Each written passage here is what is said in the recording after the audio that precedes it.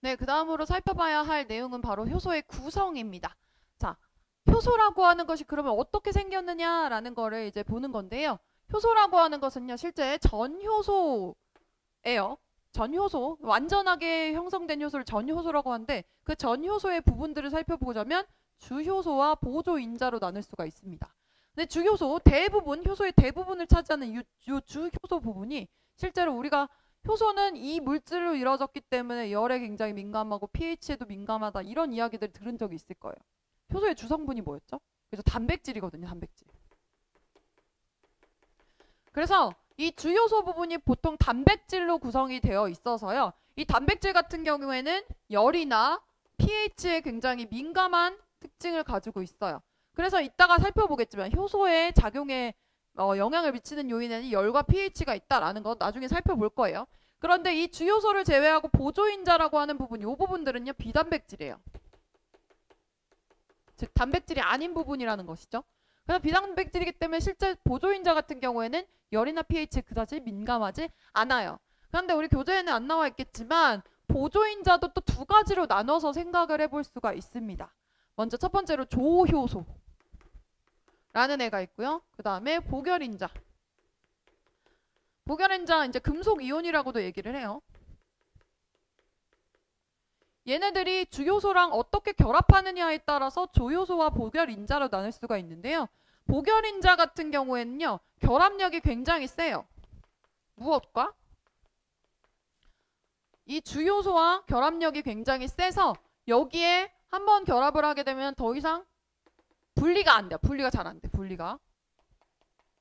딱 결합이 되어 있는 애들을 보결인자, 금속이온이라고 얘기를 하는데 대표적인 보결인자 금속이온에 뭐가 있냐면 뭐 여러 가지가 있을 수 있는데 대표적인 게 마그네슘, Mg2+, 마그네슘도 있고요. 뭐 철, 헤모글로빈의 뭐 중앙에 있는 뭐 철 이런 것들이 있는데요.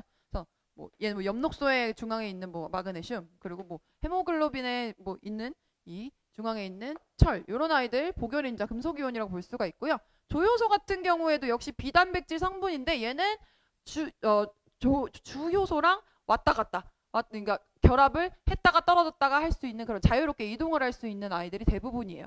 이 조효소 같은 경우에는요. 우리 뒤에서 또 공부를 할 거예요. NAD 플러스라는 애가 대표적인 얘가 있고 뭐 NADP 플러스라고 하는 애도 있고 FAD라고 하는 애도 있어요. 요거 다 세포호흡이랑 우리 광합성 과정에서 전자전달계라는 게 나오는데 그 과정에 관여하는 조효소들이 이런 이름들을 우리가 나중에 되게 여러 번 들을 거니까 미리 한번 들어본다라는 생각을 하시고 이런 애들이 조효소구나 라는 거 정도로만 기억을 해두시면 돼요.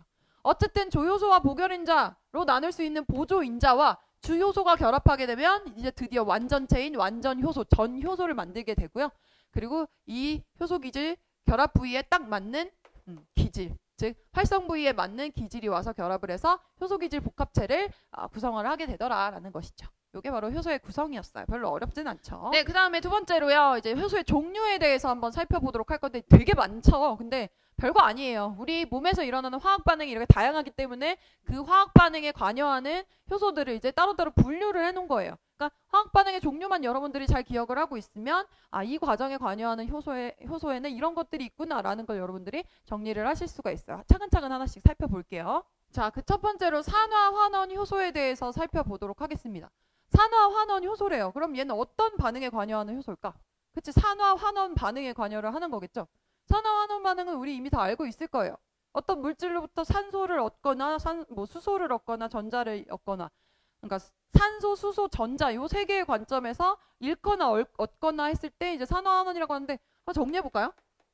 산화는 산소를 얻고 수소를 잃고 전자를 잃는 경우를 산화 반응이다 라고 얘기를 하죠. 근데 그거의 반대 반응이 뭐예요? 환원. 환원은 산소를 뺏기고 수소를 얻고 전자를 얻는 반응을 환원 반응이라고 이야기를 합니다. 우리 생물에서는 요 세 가지를 기준으로 이야기를 하죠. 산화 환원을. 그래서 그러한 산화 환원 반응에 관여하는 효소를 산화 환원 효소라고 얘기합니다. 그래서 작용을 한번 읽어볼게요. 수소나 산소 원자 또는 전자를 다른 분자에 전달하여 산화환원 반응을 촉매를 하는 효소를 우리가 이제 산화환원 효소라고 얘기를 하죠. 지금 A라고 하는 물질이 이렇게 있을 때 A에는 원래 H2 수소가 결합이 되어 있었는데 이 반응이 진행되고 나서 이 A로부터 수소를 떼어냈죠. 그래서 이 과정에 관여하는 거 산화환원 효소다라는 거 알 수가 있어요. 그럼 산화효소면 산화효소지 왜 산화환원 효소라고 얘기를 할까요? 라고 하는데 보통 산화환원 반응은 동시에 일어나고 그 동시에 일어나는데 관여하는 효소의 종류도 같아요. 그렇기 때문에 산화환원 효소라고 보통 불러주는 거예요.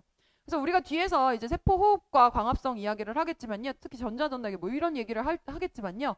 산화환원 효소들이 굉장히 종류가 많이 있어요. 그래서 그때 가서 다시 한번 만나보도록 할게요. 그 다음에 이제 전이효소입니다. 두 번째로. 전이효소, 뭔가를 옮겨주는 효소라는 걸 알 수가 있겠죠. 이름에서도.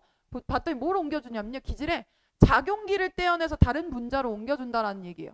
여기서 작용기가 뭐냐면 대표적인 작용기가 뭐 아미노기, 카르복시기 이런 애들이 있는데 우리 아미노산의 구조 한번 복습해 볼까요? 아미노산의 구조.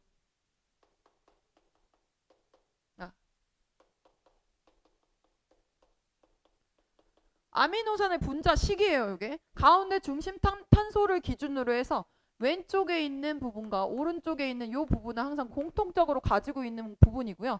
그리고 여기에 있는 알기의 종류에 따라서 곁사슬의 종류에 따라서 20종류의 아미노산이 있다라고 지난번에 한번 얘기를 했었죠. 근데 이제 이 중심 탄소를 기준으로 해서 왼쪽에 있는 NH2 요걸 뭐라고 부르냐면 아미노기. 그리고 여기에 있는 부분을 카복시기 라고 했던 거 기억이 나실 거예요. 이런 식으로 이렇게 원자들이 결합을 해서 특별한 이런 결합을 형성을 해서 기능을 가지고 있는 이런 애들을 작용기라고 얘기를 합니다. 그래서 아미노산의 작용기에는 아미노기가 있고 카복시기가 있고 이러한 것들을 작용기라고 하는데 이렇게 아미노산이라는 분자에서 아미노기를 떼다가 다른 분자에다가 붙여줄 수 있겠죠. 그런 과정에 관여하는 효소가 바로 전이효소예요. 그래서 기질의 작용기를 떼어내어서 다른 분자를 옮겨준다. 뭐 예를 들어서 A라는 분자에 아미노기가 이렇게 결합이 되어 있었는데 옆에 있던 B에다가 옮겨주는 거예요. 그래서 B에 아미노기를 붙여주고 A로부터 띄어낸 그 B에 아미노기를 붙여주는 요 반응에 관여하는 효소를 우리는 전이효소라고 부르더라라는 것이죠. 그 다음에 이제 세 번째로 가수분해 효소가 있네요. 너무나도 많이 들어봤죠. 가수분해 효소. 특히 우리 세포 내에 동물 세포에서 어떤 세포 소기관에 이 가수분해 효소가 굉장히 많이 분포한다 그랬었죠. 리소좀. 그죠? 세포 내 소화를 담당하는 리소좀 속에 가수분해 효소가 굉장히 많이 들어가 있다. 리소좀의 기능이 세포 내 소화, 즉 물질을 분해시키는 역할을 하는데요. 그때 관여하는 효소가 바로 가수분해 효소더라. 근데 가수분해 효소라는 말의 이름을 따져보게 되면 가수, 물을 첨가하여 분해시켜버린다라는 얘기죠. 그래서 물 분자를 첨가해서 기질을 분해하는 효소를 가수분해 효소라고 이야기를 합니다. 그래서 원래는 결합되어 있었죠.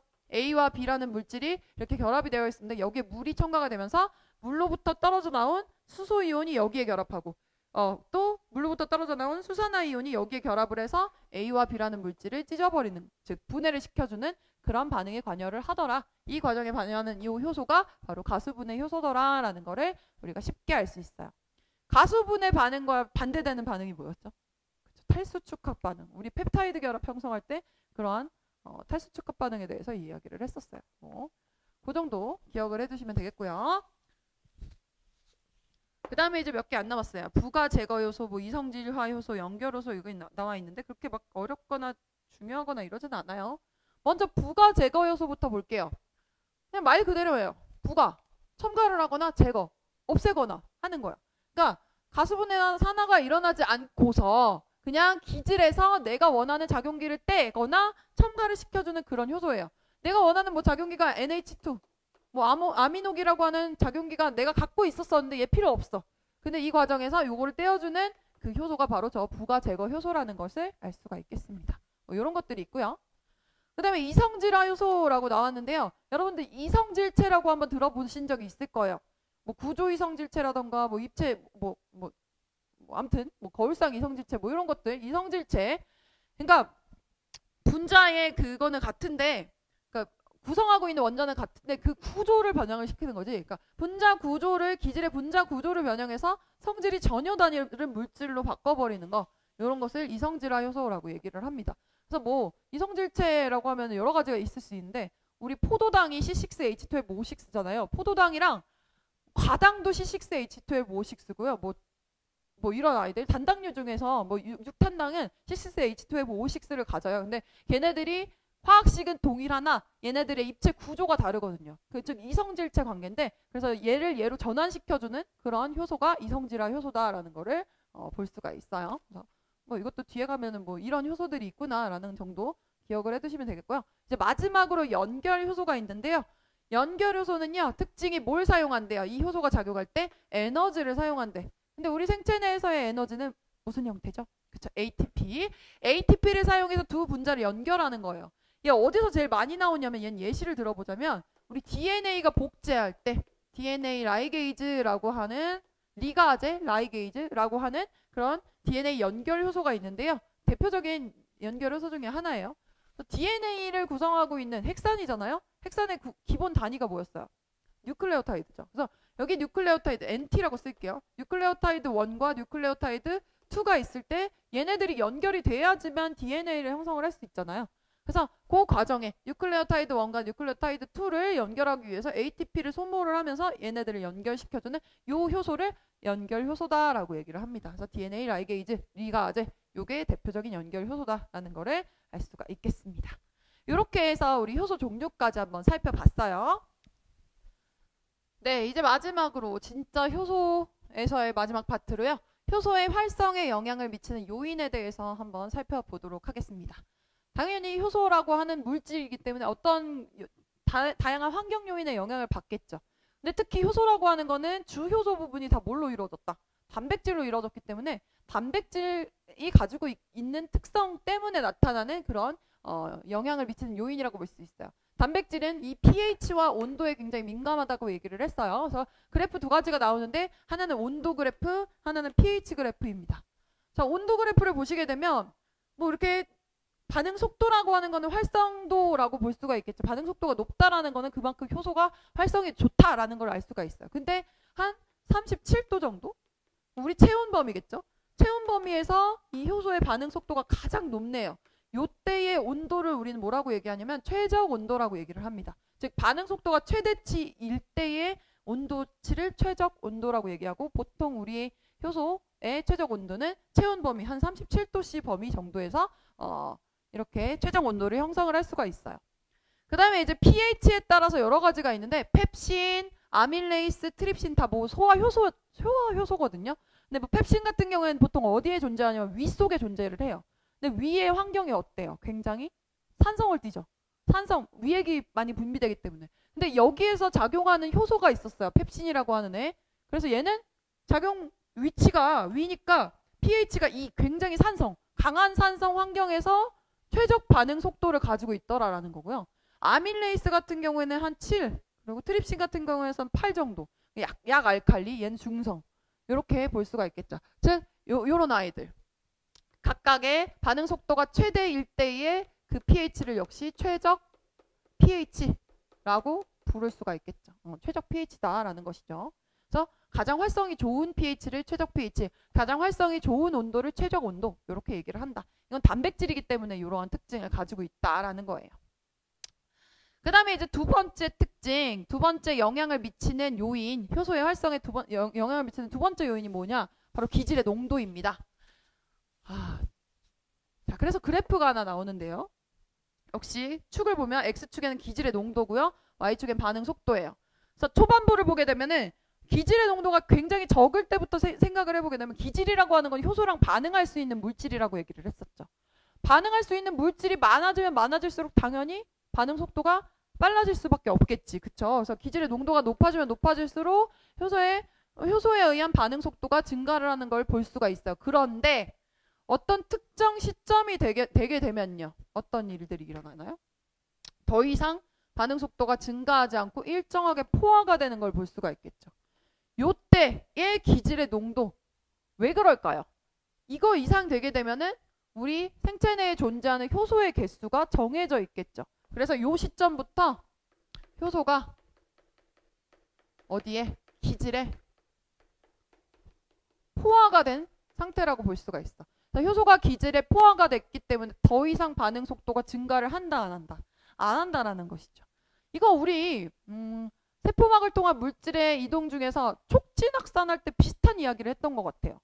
세포막에 존재하고 있는 막단백질의 개수, 종류가 이렇게 정해져 있기 때문에 아무리 그 물질, 내가 수송하고자 하는 물질들의 농도가 많아진다고 한들 얘네들 막단백질이 꽉 차게 되면 더 이상 이동 속도가 증가하지 않는다. 즉 이동 속도에 포화가 있다라고 얘기를 했었잖아요. 촉진 확산 같은 경우에 비슷해요. 기질의 농도도. 기질의 농도가 아무리 많아진다고 한들 효소의 농도가 정해져 있기 때문에 더 이상 반응 속도가 증가하지 않고 이러한 양상을, 포화되는 양상을 그린다라는 거 우리가 알 수가 있습니다. 그 다음에 이제 마지막으로요. 마지막으로 우리가 살펴봐야 될 그 영향을 주는 요인이 바로 저해제라고 하는 것이 있는데, 요거는 더 알아보기 그 밑에 박스 부분에 우리 교과서에 나와 있어요. 저해제, 딱 봐도 이름이 뭔가를 저해를 시킬 것 같아요. 효소의 기능을 저해시키는 아이들이거든요. 어떻게 효소의 기능을 저해시키느냐, 방식이 두 가지가 있어요. 저해제에는요, 경쟁적 저해제와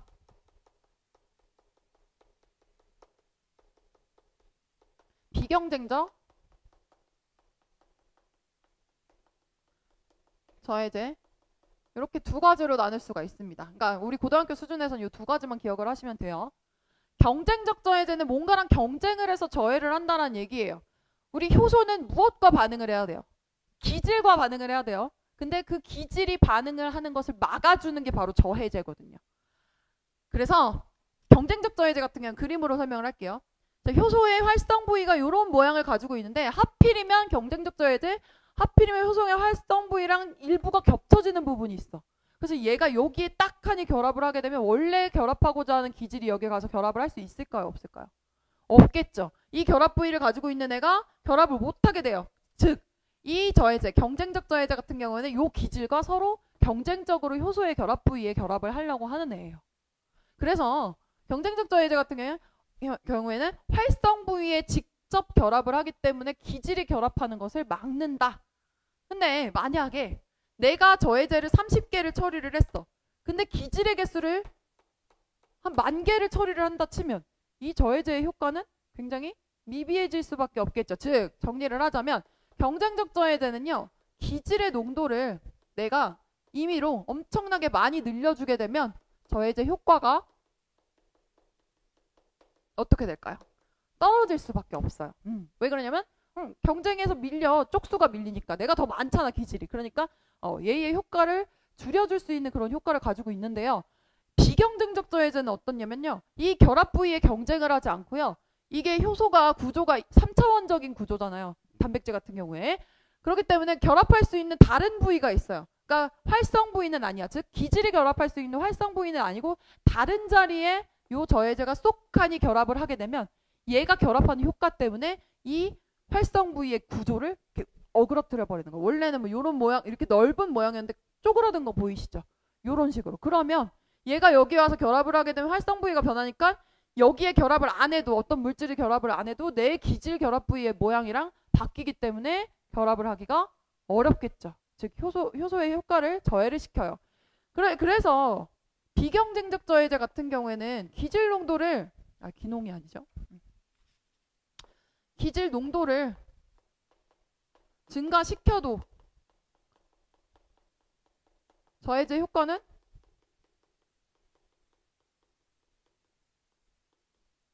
유지가 된다라는 걸 알 수가 있겠죠. 왜 그러냐면 30개를 처리를 해주면 30개가 다 가서 여기 다른 자리에 결합을 해서 이 활성 부위의 구조를 변형시키니까 30개만큼의 효소를 우리가 못 쓰게끔 만들어주는 거잖아요. 그래서 아무리 뭐 기질을 많이 처리를 한다고 한들 망가진 효소가 많아지기 때문에 저해제의 효과는 그대로 작용을 하게 되겠다라는 얘기라고 볼 수가 있겠죠. 그래서 저해제까지 우리가 살펴보았습니다. 그래서 오늘 우리가 이 시간에 이번 주차에 공부를 한 내용이 이제 효소에 관련된 내용이었고요. 효소의 작용, 그리고 뭐 활성화 에너지, 그리고 뭐 여러 가지들에 대해서 공부를 했는데요. 결국엔 효소라고 하는 것은 활성화 에너지를 낮춤으로써 반응이 빠르게 일어나게끔 만들어주는 그런 생체 촉매의 역할을 한다고 얘기를 했는데, 하나만 더 정리를 해볼게요. 이 활성화 에너지를 낮춰서 효소의 작용이 효소가 작용을 한다라는 걸 얘기를 했었는데,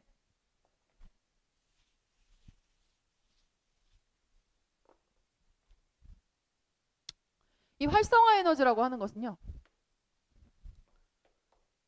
효소의 유무에 따라서 달라지는 거예요.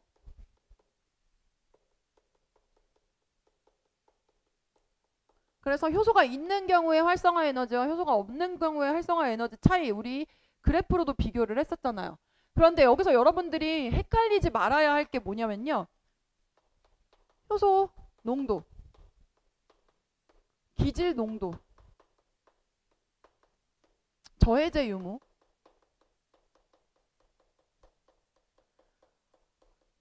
효소가 많든 적든 기질이 많든 적든 저해제가 많든 적든 활성화 에너지를 낮추는 것에 대한 그 효소의 기능에는 영향이 없어요.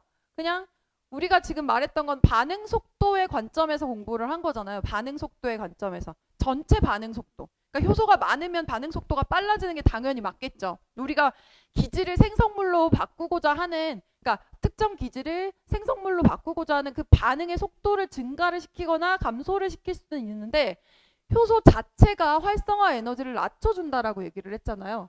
그러니까 하나의 효소가 활성화 에너지를 낮추는 데에 그 관여를 하는 거, 그 영향을 주는 거는 그냥 효소가 있냐 없냐에 따라서만 활성화 에너지가 변화가 되는 거고 그 효소가 얼만큼 있는지 기질이 또 얼만큼 있는지 저해제가 있는지 없는지 요거는 활성화 에너지를 변화시키는 요인이 아니라는 거 여러분들이 저해제 유무는 와는 무관하다. 무관하게 효소의 유무에 따라서 단순히 활성화 에너지가 변화가 된다라는 거 여러분들이 헷갈리지 말고 챙겨주셨으면 좋겠어요. 이렇게 해서 드디어 우리가 큰 1단원 내용을 다 마치게 되었습니다. 너무나도 참 다 온라인 수업을 하느라 여러분들도 굉장히 답답한 면도 있었을 거고 어려운 면도 없지 않아 있었을 거예요. 선생님도 맨날 이거 강의 혼자 찍고 혼자 편집하고 막 이러느라 되게 힘들기도 하긴 했는데 참 특별하고 재밌는 경험이긴 했거든요.